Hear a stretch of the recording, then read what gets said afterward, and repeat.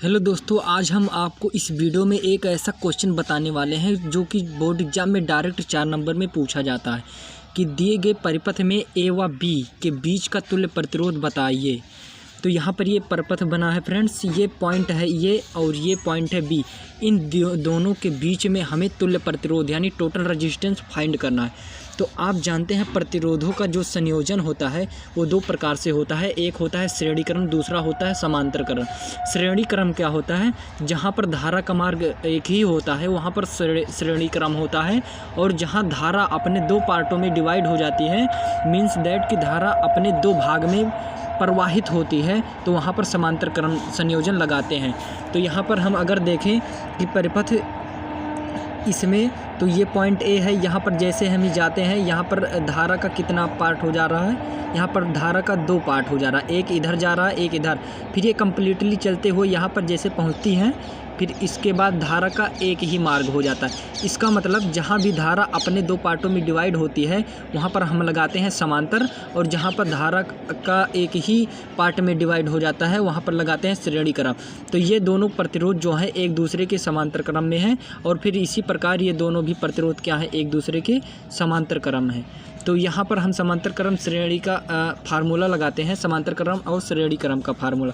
तो यहाँ पर ये दो प्रतिरोध और ये दो प्रतिरोध है, ये एक दूसरे के समांतर क्रम में है। तो यहाँ पर टोटल क्या हो जाएगा, तो समांतर क्रम का फार्मूला 1/r बराबर, अगर ये प्रतिरोध r डैश माने और इसको r डबल डैश, तो यहाँ पर हो जाएगा 1/2 + 1/2 बराबर में कितना आएगा, ये हाफ है ये हाफ है, तो टोटल 1 आएगा। और 1 का उल्टा जब यहाँ पर 1/r बराबर 1 आ गया, तो r बराबर क्या आएगा, 1 ही आएगा। इसका मतलब कि जो पॉइंट इसमें है, यानी कि इस वाले सर्किट में एक प्रतिरोध, इन दोनों के बीच का तुल्य प्रतिरोध 1 ही ओम होगा।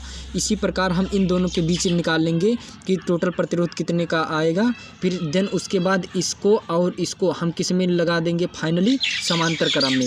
तो सेम इसी तरह अगर इन दोनों के बीच का माने कि तुल्य प्रतिरोध क्या है, r डैश है, क्या मान ले r डैश, तो r डैश बराबर आ गया 1 ओम। सेम इसी तरह फ्रेंड्स इस वाले परिपथ में क्या आएगा, 1 ही ओम। अगर मान ले इन दोनों के बीच का तुल्य प्रतिरोध क्या है, r डबल डैश है, क्या फ्रेंड्स, r डबल डैश, तो r डबल डैश भी क्या आ जाएगा, 1 ओम। तो अब यहाँ पर सर्किट जो है हमारा कुछ ऐसा बनेगा, ये है। यहाँ पर हम फाइनली क्या समांतर क्रम निकाल लिए हैं दोनों प्रतिरोधों का, इसी तरह सेम इसमें भी निकाल लिए हैं। अब हमें ए और बी के बीच का टोटल निकालना है। तो यहाँ पर 1 ओम आ गया है, यहाँ पर क्या आ गया है, 1 ओम। अब यहाँ पर देखिए धारा यहाँ पर गई, फिर यहाँ पर जैसे पहुँची धारा अपने दो पार्ट में डिवाइड हो गई, फिर यहाँ गई, फिर यहाँ ऐसे चलते चलते फिर यहाँ पॉइंट बी पर पहुँची और फिर धारा 1 हो गई। इसका मतलब धारा अपने यहाँ पर धारा का पार्ट कितना है, 2।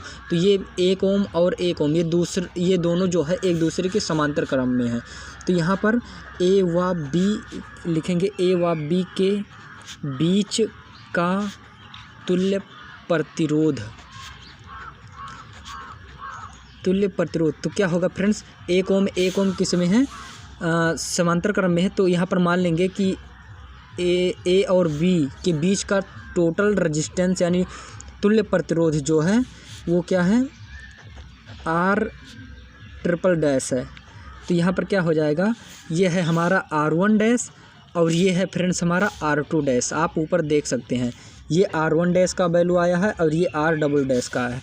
तो यहाँ से क्या करेंगे, 1/1 + 1/1 बराबर में क्या आएगा, 1 इसका हो गया और इसका हो गया, 1 + 1 बराबर में 2 ओम आ गया। तो यहाँ पर 1/r ट्रिपल डैश बराबर आ गया 2 ओम। तो r ट्रिपल डैश बराबर हो जाएगा 1/2 ओम। तो यहाँ यही इसका हो गया final answer friends.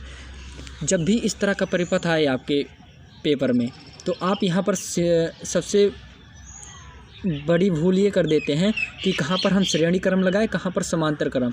I hope friends आपको ये वीडियो देखने के बाद अगर आपको पूरी अच्छी तरह से समझ गए हैं तो प्लीज़ चैनल को सब्सक्राइब करें और वीडियो पसंद आया है तो लाइक करें। चलिए फ्रेंड, तब तक के लिए हम नेक्स्ट वीडियो में मिलते हैं। तब तक के लिए जय हिंद, वंदे मातरम।